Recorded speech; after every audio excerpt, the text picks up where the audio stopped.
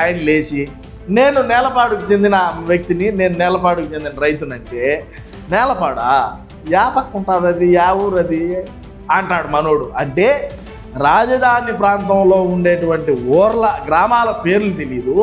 సరే నేలపాడు ఎక్కడ ఏంటంటే అదే అండి హైకోర్టు ఇలా ఏరియాను అంటే దాన్ని అంటారన్నా. సరేనా, మనం అధికారంలోకి వద్దాం, అవన్నీ ఆపుదాం. ఈ బహును మాటలు తప్ప ఇంకేమైనా ఉండదా? నమస్కారం ప్రజలారా. 5 సంవత్సరాలు మన అన్న పాలన, రాజధాని డ్రామాలు, రైతులపైన అన్నకున్నటువంటి ప్రేమ, రాష్ట్రం ఏ విధంగా అభివృద్ధి చేయాలనేటువంటి దిశ నిర్దేశాలు, ప్రణాళికలు, మరి 5 సంవత్సరాల పాటు మన అన్న చేసిన పనిని రాష్ట్రంలో ఉండేటువంటి ప్రజానీకం అందరూ చూసి కూటమి ప్రభుత్వానికి పగ్గాలు ఇచ్చిన తర్వాత మన జగనన్న ఈరోజు మళ్ళీ రోజు బయటకు వచ్చి దేకో మై సైకోయిజం అని చెప్పి ఏ విధమైనటువంటి ప్రెస్ మీట్లు పెడుతున్నాడు, ఎటువంటి వ్యక్తులతో మాట్లాడుతున్నాడు, అసలు ఏమి జరుగుతుంది, జగనన్న వెనకలు ఉండేటువంటి వ్యక్తులు అన్నను ఒక కీలు బొమ్మ మాదిర దేనికి ఆడించున్నాడు అనే దాని మీద మనం ఒక చిన్న వీడియోని విశ్లేషణ చేద్దాం ప్రజలారా. ఎందుకంటే మనం చాలాసార్లు ఎన్నో వీడియోలు అన్న కోసమే మనం ఈ ప్రయత్నాలు, ఈ వీడియో చేయటము, ఇదంతా ఈ కథా కార్కాణి అన్నీ కూడా అన్న కోసమే ఆయన్ను అక్కడ కూర్చోబెట్టుకోవాలనే. ఎందుకంటే ఆశపడినాడు కాబట్టి. మరి 5 సంవత్సరాల పాటు మన పాలన ఏ విధంగా ఉన్నింది, రాజధాని పైన మనకి ఏ విధమైనటువంటి దాన్ని ఏమంటారా అభిప్రాయం ఉన్నింది, మరి రైతుల పట్ల, రాష్ట్రంలో పరిస్థితులు, రాష్ట్ర అభివృద్ధి, రాష్ట్రంలో ఉండేటువంటి మహిళల పట్ల మనకు ఏ విధమైనటువంటి ఇది ఉన్నింది, మనం ఎన్నిసార్లు ఉద్యోగస్తుల్ని భర్తీ డిఎస్సీలు పెట్టినాం, ఏ విధంగా మనం టీచర్ పోస్టింగ్ వేయగలిగినాం, ఏ విధంగా ప్రభుత్వానికి సంబంధించినటువంటి ఉద్యోగస్తుల్ని మనం ఏ విధంగా వాడుకున్నాం, ఆ రోజుల్లో అన్నీ కూడా మర్చిపోతారు ఇప్పుడు. ఎందుకంటే గతంలో జరిగిపోయింది. ఈరోజు కూటమి ప్రభుత్వం అధికారంలోకి వచ్చింది, అన్నీ బాగున్నాయి, మార్పులు ఉన్నాయి, చేర్పులు ఉన్నాయి, డిఎస్సీలు ఉన్నాయి, ఉద్యోగ అవకాశాలు ఉన్నాయి, రాజధాని పనులు జరుగుతున్నాయి, రాష్ట్రం అభివృద్ధి జరుగుతుంది, పెట్టుబడిదారులు వస్తున్నారు, మన యువతకు కూడా ఉద్యోగ అవకాశాలు కల్పించేటువంటి దిశగా కూటమి ప్రభుత్వం ముందుకు పోతూ ఉన్నది. ఇది ఒక ఎత్తు అయితే, ఈనాడు ఉంటాడు దేకో మై సైకోయిజం అని చెప్పి బయటకు వచ్చి ప్రెస్ మీట్ పెట్టించారు. లేకుండా ఉంటే ఒక 10 మంది, మొన్న ఈ మధ్య చూసా ప్రజలారా, ఒక 10 మంది రైతులను కూర్చొని పెట్టుకున్నారు ఆడ. ఆ 10 మంది ఎవరు?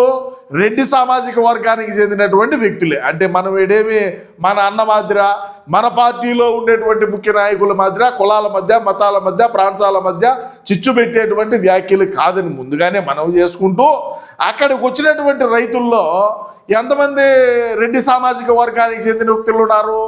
ఇదే మన జగనన్న గతంలో అధికారంలో ఉన్నప్పుడు కొండ మీద అమ్మవారు కింద కమ్మవారు అని చెప్పి ఎన్ని మాటలు వ్యాఖ్యలు చేయించారు. ఇదే అమరావతిని కమ్మల రాజధాని అని చెప్పి ఎందుకన్నారు, కమ్మరావతి అని గతంలో మాట్లాడినారు. ఈరోజు ఆడికి రెడ్డి సామాజిక వర్గానికి చెందినటువంటి వ్యక్తుల్ని తీసుకొని వచ్చినారు. ఆడెవరో కొంతమంది రైతులు కూర్చొని ఉన్నారు. ఓకే, బాగుండాలి. ఆ రైతులతో ఆనా మీదే ఊరునా, ఎక్కడన్నా, మీకు మీ పొలం ఏందినా, మీదేందినా, మీ కథ ఏందినా, మీ మేరమాని ఏందినా అని చెప్పి అంటే ఆడెవరో ఒక ఆయన లేచి నేను నేలపాడుకు చెందిన వ్యక్తిని, నేను నేలపాడుకు చెందిన రైతునంటే నేలపాడా యా పక్క ఉంటుంది, అది యా ఊరు అది అంటాడు మనోడు. అంటే రాజధాని ప్రాంతంలో ఉండేటువంటి ఊర్ల గ్రామాల పేర్లు తెలీదు. సరే నేలపాడు ఎక్కడ ఏంటంటే అదే అండి హైకోర్టు ఇలా ఏరియాను అంటే దాన్ని అంటారన్నా. సరేనా, మనం అధికారంలోకి వద్దాం, అవన్నీ ఆపుదాం. ఈ బహును మాటలు తప్ప ఇంకేమైనా ఉండదా?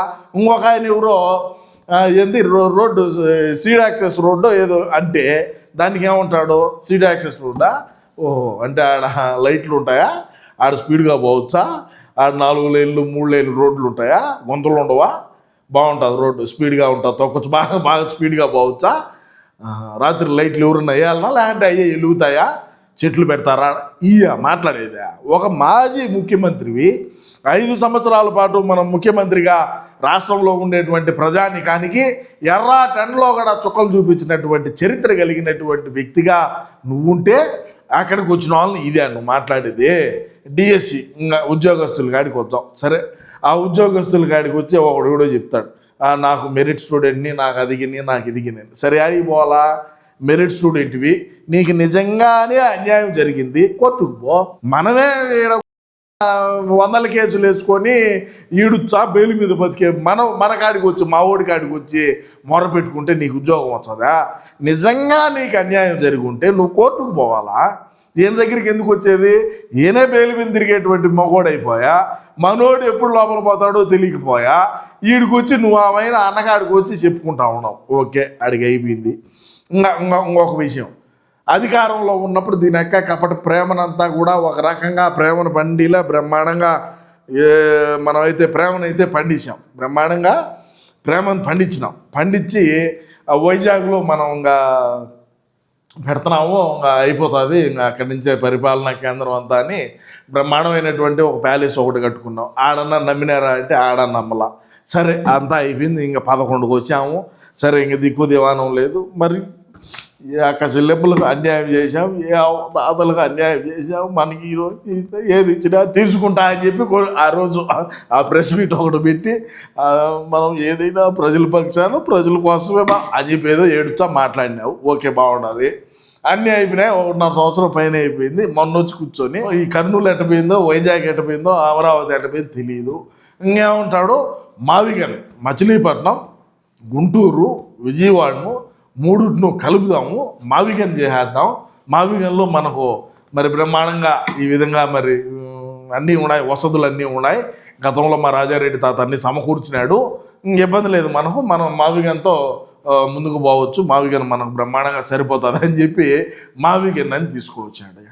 అంటే మనం అంటే నేను ఎందుకు చెప్తున్నానంటే ప్రజలారా, ఇది ఇక జీవితంలో మారదు, ఇది మారేది కాదు. ఇది కొన్ని డాక్టర్లు, కొంతమంది 100 మంది డాక్టర్లు పర్యవేక్షణలో పరీక్షించినా ఇది మారేది కాదని చాలామంది చెప్పినారు. ఎందుకంటే అధికారంలో ఉన్నప్పుడు ఏ విధమైనటువంటి వ్యాఖ్యలు, అధికారం కోల్పోయిన తర్వాత ఏ విధంగా వ్యాఖ్యలు చేసినాడు, అధికారం లేక రావాలని ఏ విధమైనటువంటి పాదయాత్రలు, ఆ పాదయాత్రలో కరుణామయ లెవెల్లో ఏ విధంగా యాక్టింగ్లు, మరి భోగాపురం ఎయిర్పోర్టుకు అధికారం లేక రావాలని అక్కడ ఉండేటువంటి స్థానికుల దగ్గరికి పోయి మేము మీకు లీగల్ సపోర్ట్ ఇస్తాం, కోర్టులకు వెళ్ళండి అనింది మన జగనన్నే. ఆ తరువాత భోగాపురం ఎయిర్పోర్ట్ మొన్న ట్రయల్ రన్ అవటం, అదేవిధంగా ప్రారంభోత్సవం కావటం అన్నీ అయిన తరువాత భోగాపురం తెచ్చింది మనమే అని చెప్పి చెప్తాడు ఈ మొగోడు. మళ్ళా అంటే ఆలోచన చేయండి, మీరేడా బాగా ఆలోచన చేయండి. అదేవిధంగా రాయల్ ఎన్ఫీల్డ్ అంటాడు, అదేవిధంగా గూగుల్ డేటా సెంటరు ఎప్పుడో చేశామంటారు. కియా పరిశ్రమ ఎప్పుడో రాజశేఖర రెడ్డి లేఖ రాశాడు, ఆ లేఖ ద్వారా కియా పరిశ్రమ వచ్చిందంటాడు. మరి అమరావతి మీద ఏనాడైనా సరే 5 సంవత్సరాల పాటు మనం ముఖ్యమంత్రిగా ఉన్న రోజుల్లో ఎక్కడైనా ఒక్క ఇటుక పెట్టిన దాఖలాలు కానీ చరిత్ర కానీ ఉన్నదా? ప్రజావేదికను కూల్చివేతతో ప్రారంభమైనటువంటి మన పరిపాలన మనం ఎంత శరవేగంగా కూల్చివేతలు ప్రారంభించినాం. దేనికి? ఎందుకంత ప్రజల సొమ్ముతో కట్టింది ప్రజావేదిక. అదేం చంద్రబాబు నాయుడు గారి డబ్బులతో కట్టింది కాదు. చంద్రబాబు నాయుడు గారి డబ్బులతో కట్టి ఉంటే ఓకే, నీ కోపం ఉండదు, నీ పగ, నీ ప్రతీకారం, మరి నీ రాయలసీమ పౌరుషం నువ్వేదో కూల్చేసావు అనుకుంటారు.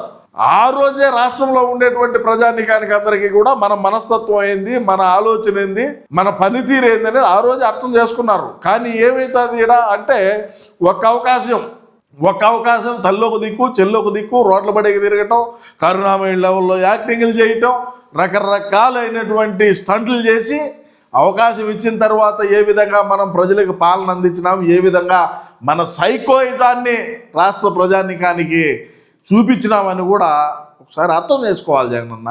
మన వెనకమాలు ఉండేటువంటి పాలేరులు, తపేలం బ్యాచ్, అదేవిధంగా నెలవారి కూలీలు, రోజువారీ జీతగాళ్ళు, రోజు వచ్చి పోయేవాళ్ళు, స్ట్రాటజిస్టులు, అదేవిధంగా సర్వేలు చేసేవాళ్ళు అందరూ కూడా నీకు చెప్తారు 175 వచ్చాయని. ఎట్టొచ్చాయి?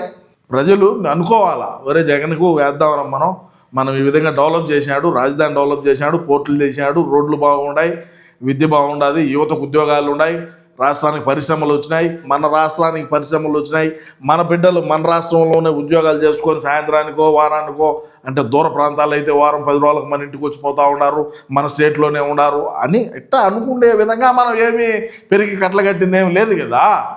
అదేవిధంగా చూసుకుంటే అన్న నా మాట ఏంటో నేల నాకు ఇచ్చారు, ఇదో ఇప్పుడు ఇవన్నీ ఇప్పుడు 5 సంవత్సరాల పాటు మన పాలన్ని ప్రజలు మర్చిపోయేటువంటి క్రమంలో మళ్ళా బయటకు వచ్చి దేకోమై సైకోయిజం అంటా ఉంటే ఎవడు మర్చిపోతాడు? ఇప్పుడు రేపు అధికారంలోకి వచ్చాడు అని అనుకున్నారు అనుకోండి, అమరావతిలో ఇప్పుడు కట్టిన భవనాలు ఏం కావాలా, పోలవరం ఏం కావాలా, వెలుగొండ ప్రాజెక్టు దీని జాతికి అంకితం చేశా అన్నాడు. ఆడికి చూస్తే నిమ్మల రామానాయుడు ఆ టన్నల్లో పడి తిరుగుతాడు. ఒక మంత్రిగా ఉండి టన్నల్లో పడి తిరుగుతున్నాడు. ఆ పోలవరంగా పోతాడు, ఇంకొక రోజు ఇంకొక చాట పోతాడు, ఇంకొక రోజు ఆ ఇరిగేషన్ ప్రాజెక్టులు ఏనాడైనా మనం అధికారంలో ఉన్నప్పుడు చేసిన పాపానేం పోలా. మరి మా ఊడు అధికారంలోకి వచ్చినాడంటే ఖచ్చితంగా దీనిక ఇవన్నీ జేసీబీలు బుల్టోజర్లు అందరికి అవకాశాలు ఉంటాయి. ఎందుకంటే వీటినన్నింటినీ తోయాలి కదా. ఇప్పుడు చంద్రబాబు నాయుడు కట్టినట్టు అన్నీ తోసేదే, ఏ ఒకటి ఉండదు, అది జరగదు అని కూడా నేను ఈ సందర్భంగా తెలియజేసుకుంటూ, మనం ఇంతకంటే ఇంకేం చెప్తాం ప్రజలారా, ఇంతకన్నా ఏం చెప్పలేం. ఈ జన్మకి ఇంతేనని కూడా నేను ఈ సందర్భంగా తెలియజేసుకుంటూ, ఖచ్చితంగా మనమైతే ఎన్ని జన్మలు ఎత్తినా ఏమి చేసినా మనిషి పుట్టుకైతే ఇప్పుడు మనం పుట్టున్నాం కాబట్టి అన్న కోసం మనం కూడా కష్టపడతా ఉన్నాం. మరి అన్న ఖచ్చితంగా ప్రధానమంత్రి కావాలా. రాష్ట్రం ఎటన్నా పని ఏమైనా కానీ రాష్ట్రంలో ఉండేటువంటి ప్రజానీకం అందరూ కూడా చూసినారు. ఇక మీదట దేశ ప్రజలు కూడా చూడాలా. ఇటువంటి ఆలోచన విధానం, ఇటువంటి మేధాశక్తి, ఇటువంటి తెలివిగలిగినటువంటి వ్యక్తులు ప్రధానమంత్రి అయితే ఏ విధంగా ఉంటుందనేది కూడా ఒకసారి ఆలోచన చేయండి. కానీ నేనేం చెప్తానంటే, మావాడు ఈ జన్మకి ఇంతే అనేది నేనైతే స్పష్టంగా తెలియజేసుకుంటూ, ఏది ఏమైనప్పటికీ వీడియో చూసినటువంటి ప్రతి ఒక్కరూ కూడా మీ అమూల్యమైన అభిప్రాయాన్ని తప్పకుండా కామెంట్ రూపంలో తెలియజేయండి ప్రజలారా. నమస్కారం.